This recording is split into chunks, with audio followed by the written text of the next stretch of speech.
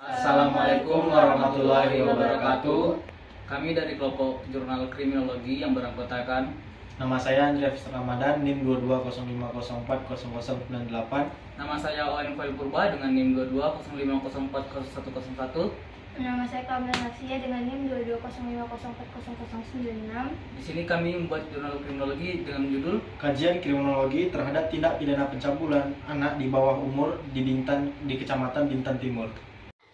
Di sini kami akan membahas tentang terkait isi jurnal kami, yaitu di sini saya akan membacakan tentang latar belakang dan pendahuluan. Kejahatan di Indonesia semakin meningkat, salah satu contohnya adalah pencabulan. Kejahatan merupakan tindakan asusila yang dapat menimbulkan trauma dan akibat psikologis terhadap serius bagi korbannya. Saat ini kejahatan terus meningkat baik secara kualitas maupun kuantitas. Tidak dapat dipungkiri bahwa seiring berjalannya waktu dan pesatnya perkembangan teknologi memberikan dampak positif dan negatif bagi sebagian orang, seperti kejahatan terhadap moralitas. Jika tidak dari sisi korban, maka kelompok yang paling rentan menjadi korban kejahatan adalah anak-anak. Dikarenakan anak-anak masih lemah secara fisik dan psikis, rentan terhadap godaan dan rayuan, serta mudah terpengaruh. Sesuatu yang menggembirakan ditambah kurangnya pengetahuan atau edukasi tentang apa itu seksual. Amoralitas seksual menurut kamus hukum adalah suatu proses atau perbuatan yang memalukan dan tidak suci, tidak patut ditiru karena melanggar kesopanan dan kepatutan. Secara umum, pencabulan diatur dalam pasal 289 dan 290 KUHP. Dari dalil-dalil di atas dapat simpulkan bahwa pencabulan terhadap tindak pidana yang berkaitan dengan kesusilaan dan mana korban berusia di bawah 18 tahun. Oleh karena itu, penanggulangan tindak pidana pencabulan memerlukan peran dari pihak yang berwenang seperti pihak kepolisian yang berkewajiban melindungi anak korban. Tindak pidana penganiayaan anak di kawasan Bintan Timur sempat meresahkan warga karena sudah berulang kali terjadi. Tinggi angka kasus pelecehan seksual di Bintan Timur merupakan permasalahan yang serius dan memerlukan perhatian dan penanganan lebih lanjut. Jika tidak segera ditangani, akan semakin banyak anak di wilayah Bintan Timur yang mengalami trauma mental dan moral akibat kekerasan seksual. Kebanyakan pelaku pelecehan seksual di Bintan Timur adalah orang-orang terdekat seperti tetangga, saudara, pacar, ataupun keluarga korban sendiri. Undang-Undang Nomor 35 Tahun 2014 tentang perubahan atas Undang-Undang Nomor berdasarkan Undang-Undang Perlindungan Anak Nomor 23 Tahun 2002 jelas bahwa kekerasan seksual terhadap anak di bawah umur dilarang mutlak. Oleh karena itu, peran aparat penegak hukum dalam penegakan hukum terhadap kejahatan eksploitasi seksual terhadap anak di bawah umur sangatlah penting. Tidak ada hukuman atau ukuran pengaruh yang diberikan kepada pelaku.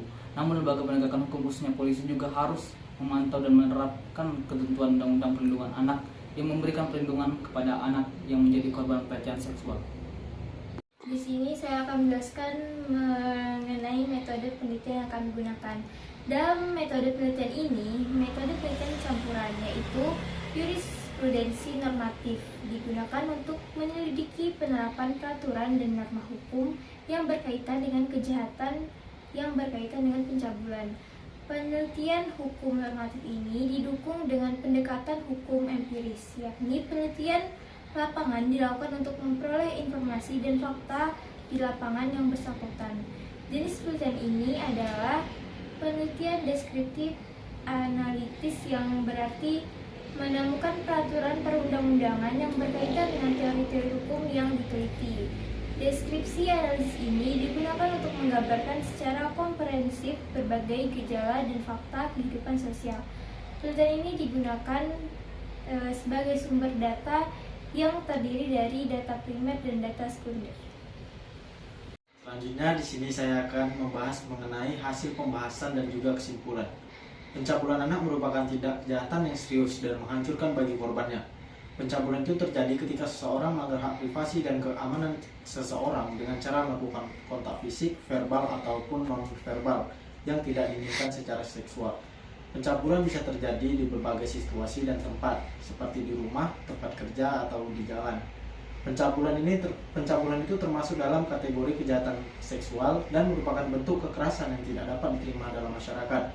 Kasus pencabulan terhadap anak di bawah umur ini terus meningkat setiap tahunnya. Contohnya itu yang ada di Kabupaten Bintan Timur, Kecamatan Bintan Timur, yang mencatat kenaikan kasus dari 11 di tahun 2022 menjadi 24 kasus hingga Oktober 2023. anak rentan menjadi korban lantaran faktor lingkungan dan kurangnya edukasi seksual. Dampaknya itu sangat buruk dan berisiko bagi tumbuh kembang anak. Perlu ada upaya pencegahan melalui peningkatan perlindungan dan korban dan penegakan hukum yang tegas bagi pelaku. Selain itu, kesadaran masyarakat juga harus dibangun agar kasus ini tak terus meningkat setiap tahun.